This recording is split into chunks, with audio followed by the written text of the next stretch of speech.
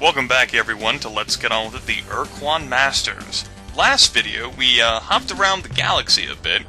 We visited this the Camelopardus system, and then we headed to the Bervixi's homeworld, and then we visited the Druge, and then I was on my way to go see Beetlejuice whenever I was interrupted by the Ur-Quan and an event which transpired at my house. Thankfully, the day is saved. I recorded like a 10-second segment at the end of that. Like there's like a 2-hour separation there. Whatever, it doesn't matter. We're continuing. I'm good to go now. Okay? Even have some football injected into me. Okay! So, let's do this! Quickly, bravely ran away. Heading to Beetlejuice. Beetlejuice. Beetlejuice. Beetlejuice! It's showtime! Do. Beetlejuice. Here we are. Are you as excited as I am, folks? You couldn't possibly be. Suppose while we're here, I'm gonna explore a few stars. Maybe I'll find riches and untold wealth. Or maybe I'll find biological life forms in a primordial world, although, I don't know, that's Tectonics Class 8. I don't care even if I have resistances. Let's not jeopardize the lives of my crew, especially since a treasure world is right here. Waiting to be plundered by yours truly. So let us scurry down there to ye old planet and make ourselves known. I'm here to pick up your delicious bounty of gold, silver, platinum, and stuff. How do you plead? Plundered. Your sentence is to be plundered. Until I can't plunder you anymore, then I will leave you a lifeless husk. Well, you were already lifeless. Now you are a treasureless husk. And once again, the day has been ruined. Thanks to Grimith. Oh, primordial world. Really, Grimith? What I meant to say was radioactive world, but in my immense excitement, I was unfortuitously distracted. And bad things transpired, which forced me to misspeak. That's right, misspeak. You got a problem with that? Of course you don't, for I am the divine wordsmith. How could you possibly have a problem with what I say? What's our cargo manifest looking like? I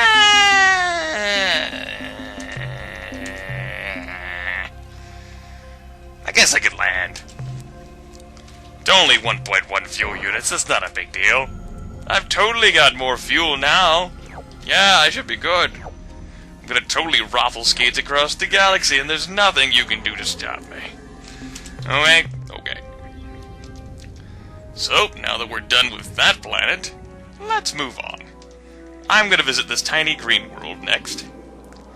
Saving the first planet for last, primarily because if it is what I think it is, then, it deserves to be saved for last, which means it's coming up in 10 seconds. Don't time me. I could be erroneous. Dun dun dun dun dun dun dun dun.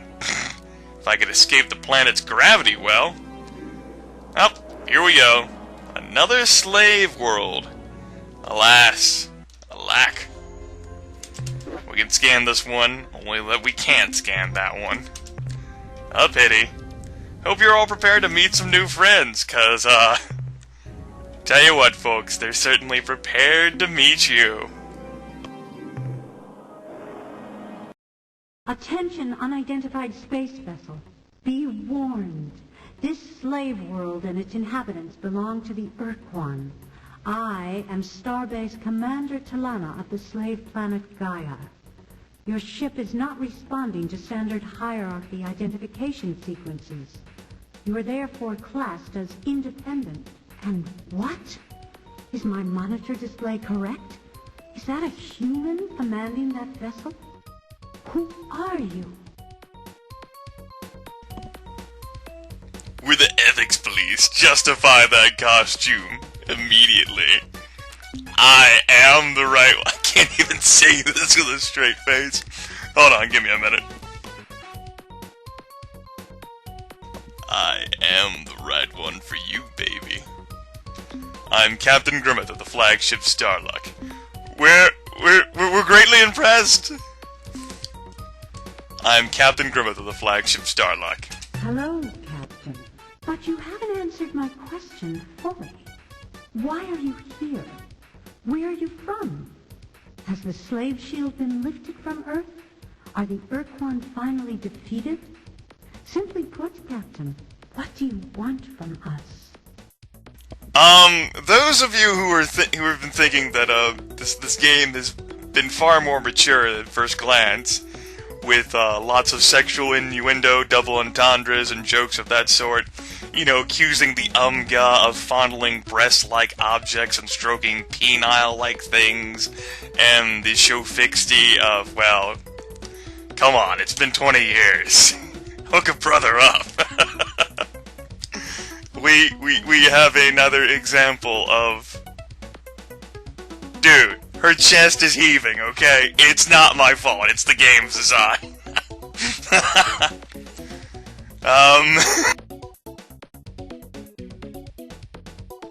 Okay. We have come here to free you from slavery to the Ur-Quan. To be honest, we need your help to destroy the Ur-Quan. Hey baby, what I need is you. What I need right now is a touch-o-vision. To be honest, we need your help to destroy the Ur-Quan. Look, Captain, I like you. Even though you're an obnoxious human, I like you. In another time, we might have become good friends. Perhaps more. But that's a fantasy, and my job is dealing with reality. We're not going to do anything to jeopardize what we've got here. We've come too far, lost too much, to ever risk losing Gaia, our new home. Don't get all judgmental on me, Captain. You don't know what we've been through. Interesting. We just met. You know, who am I to judge intergalactic species? Who am I to judge? So, Commander Talata, what are you doing here? When the Ur-Quan conquered us over 20 years ago, I was only a young girl living in Habitat 31. My older sister Gianni was a starship officer in the Space Patrol. She was part of the final defense at Raymond. She didn't make it back. When the Ur-Quan caught us in open space, we all thought we were going to die. But then, instead of killing us, the Ur-Quan offered us a choice. We could join the ranks of their combat thralls, or we could be slave-shielded in our homeworld. Like the people of Earth, we chose peace. We became fallow slaves. When the Ur-Quan told us to return to our homeworld, we explained that we had none. Ur-Quan Master 9 explained that they had encountered this situation before, and if we would provide them with a list of our requirements, they would use their extensive astronomical data stores to find a planet for us. So we told them about Syra, about the color of its sky, about the abundant life forms, about the fertility of the soil and seas. Less than an hour later, we received a terse message from Master 9. We were to proceed to these coordinates and disembark. This was to be our new home. But our new world, Gaia, was everything we described. We'd been searching for a home planet for 75 years, and in the end, it was our enemies who gave one to us. I grew up on a small island off the main continent, and like all of my people, we lived each day under the sick, red glow of the slave shield. When the Ur-Quan arrived 7 years ago to refurbish and recrew the starbase, I was selected as the new commander.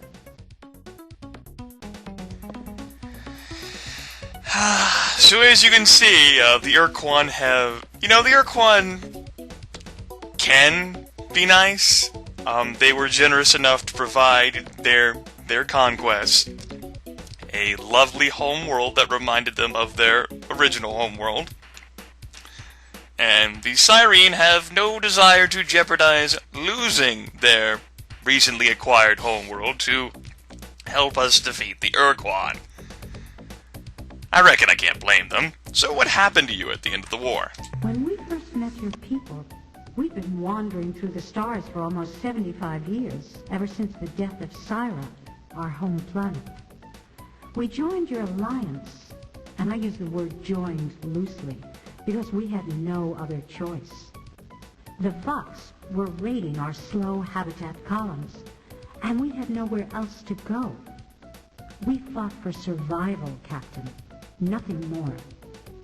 When your people on Earth were defeated, the Alliance just plain fell apart.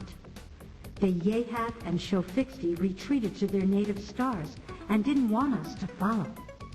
The Ariru, those creepy little weasels, just plain bugged out. Vanished, leaving us alone, with nowhere to go, smack in the path of the oncoming Ur-Quan armada. What were we supposed to do? Fight? 2/3 of our habitat fleet was unarmed. Many aren't even superluminal. We were going to be annihilated if we resisted, and we knew it. When the Ur-Quan surrounded us and started giving orders that all ended with, "or die," we took them at face value. We obeyed. In exchange, they gave us Gaia, the planet below. It's a beautiful world, Captain. I wish I could show it to you. So don't misunderstand me. We love our freedom as much as anybody else, but we've got a good life here, and we don't want to lose it. If you love freedom and hate the Ur-Quan, why won't you help us? The captain aboard this vessel, my character in this game, must be dense or distracted. One of the two. But let's ask it anyway, because I'm an idiot. Like I said before, Captain, we would like to help, but we are unwilling to risk losing Gaia. Unless you can find a much more compelling reason for us to get involved, you're on your own. Dot, dot, dot, dot, dot, dot, dot, dot, dot, dot. Ellipses. Would you tell me a bit about your people and your culture? Our species are almost identical, almost too close a match to be just a coincidence. Our bodies are very similar, Captain. Except for certain parts. Our cultural development is also mostly parallel. Like you Earthlings, we evolved a society from primitive tribes whose main function were to protect themselves from the large reptiles native to our old world. The main difference between our two sets of cultures, the split in the paths of our development, occurred in what would have been your prehistory, say 5000 BCE. In your world, the agricultural communities were conquered by the more primitive, but also more aggressive migratory herding peoples. This led to a particular kind of sexual and political dominance structure which pervaded almost all of your Earth cultures until the early 21st century. On Syra, our only primitive migratory tribes were confined to our mountainous regions. Their herd beasts, the Waimai, did not do well in the agricultural basins and plains. The two cultures were isolated until much later, when the technological superiority of the farmers curtailed any major conflict. What was Syra like?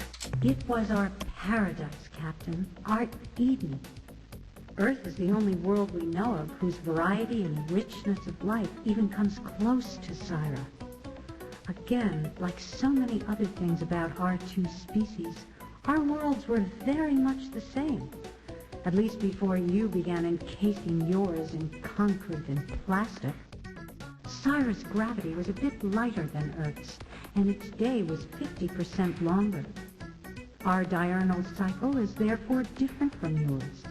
We spend 20 hours awake, followed by 10 hours horizontal.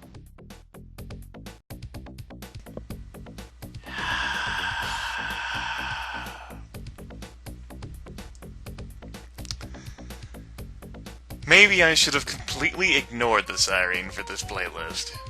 What was I thinking? What happened to Syra? This subject is very difficult for us, Captain. But I will try to recount those sad days. Like your solar system, ours had a large population of comets and asteroids. Large meteor impacts, though rare, were not unheard of on our planet. So it was not a total shock when an asteroid penetrated our atmosphere and hit the surface. What was odd was that unlike most other meteors, this one was not pulverized on impact. It penetrated the crust and indeed went all the way through to the mantle, causing a supervolcano. The earthquakes caused by the impact were severe. The magma pumped out of the caldera wreaked significant damage on the nearby terrain, but within a few weeks it had cooled, forming a solid rock bandage over the wound. Within a few months, we had cleaned up the mess. The caldera was calming down nicely, and things were pretty much back to normal. Then, just over a year after the impact, all hell broke loose on the surface of Syra. Huge calderas were opening all over, not just around the meteor impact, but everywhere. The scope of the disaster is impossible to imagine. Entire cities sliding into oceans of molten lava, kilometer-wide sections of land pulverized by a cataclysmic explosion, and clouds of poison gas and superheated steam created a death shroud around Syra.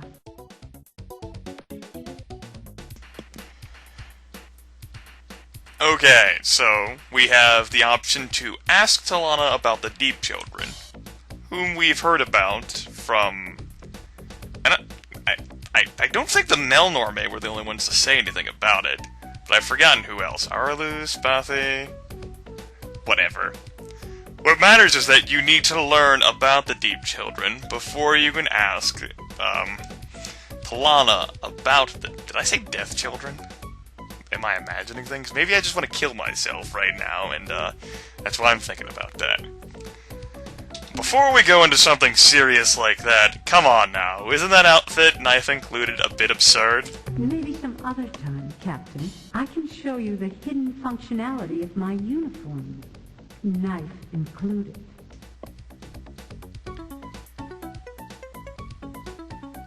Right. What happened to the males of your species? When Syra was destroyed, the only people who survived were in orbit, and most of them were members of our newly established, mostly female space patrol. From their ships, their orbital platforms, and their lunar outposts, they watched Syra die. Within 3 days after the cataclysm began, the surface temperature of Syra had risen by almost 75 degrees to above the boiling point of water. It became clear that Syra, our paradise, our Eden, was gone. The survivors spent years in orbit. They made a few missions to the surface and actually found a handful of survivors. But their main activity was to make preparations for departure. The Space Patrol fitted makeshift drive units to anything that could hold air. Orbital factories, research pods, even hotels. When the fleet was ready, they left orbit and never looked back. The final population of our species was less than 10,000, with only 500 males. But they were the best and the brightest. For the next 75 years, our people wandered at sublight speed through the stars, looking for a new home.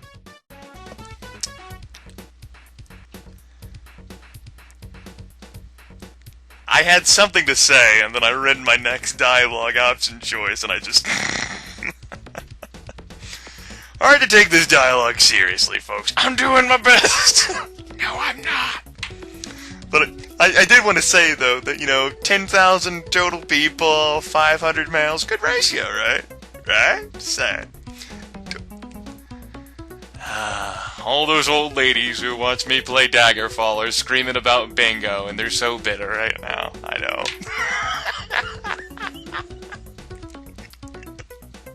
I'm just gonna shut up. Don't worry about us, Captain. We make out all right. Okay. Delana, have you ever heard of the Deep Children? Yes, I think so. Aren't they part of the Mycon religion somehow? We have recordings of Mycon hyperwave transmissions from the war. Pretty weird stuff. The Mycons just kind of rambled, never making much sense. They talked a lot about deep children and spears of light, but we couldn't ever understand what they were talking about. What if I told you that Mycon Deep Children shatter planet crusts, like your Syra? What? What did you say? Human, you had better not be joking. Syra is not a subject for Earth humor. Now what do you mean, shatter planet crusts? How? That is what happened to Syra, yes, but we presumed it was a natural cataclysm, a meteor. Do you have proof that it was something else? These deep children? Oh yeah! I gotta get this. I don't have proof yet, but I'm certain the Mycons destroyed your world. Captain, if what you say is true, it would turn my world upside down. You have no sorrow to match what each of us Syreen feels every day of our lives when we remember what we have lost. Syra, our Eden, the very idea that the Mycons or any alien race may have been responsible for Syra's destruction fills me with burning rage. If it were true, none of us here would rest until we had avenged ourselves on the perpetrators. We would find some way to leave this starbase, locate our starships, and hunt down the evil monsters. Captain, if you ever gather proof of what you say, you must inform us immediately. But until then, do not mention the subject again. It is too painful. Goodbye, Commander Delana. I will be back. Until then, Earthling. Right, so the Syreen actually have a very sad tale. It's true, it's a sad, sad tale. I might ended up titling this video that. It is lamentable, the fact that almost their entire species has been evaporated by what appears to have been an assault by the Mycon, whom we have not yet met. It may do so. Unfortunately, it is difficult, at least for me, to take the Syreen seriously. And, you know, their effusive burning rage or what have you, it's hard to swallow. It's, like I said, you know, it's lamentable, and it does try. And perhaps it would be better if we actually couldn't hear her voice. But then again, you know, her entire outfit and everything, it's just, absurd by human standards. And I cannot get across the racial boundary that separates myself from the Syreen. Now, this has been a very interesting episode. If any of you were offended by the content discussed therein, and if some of you didn't quite get the innuendos expressed thus far in this game, I apologize. But next time, we'll, next time.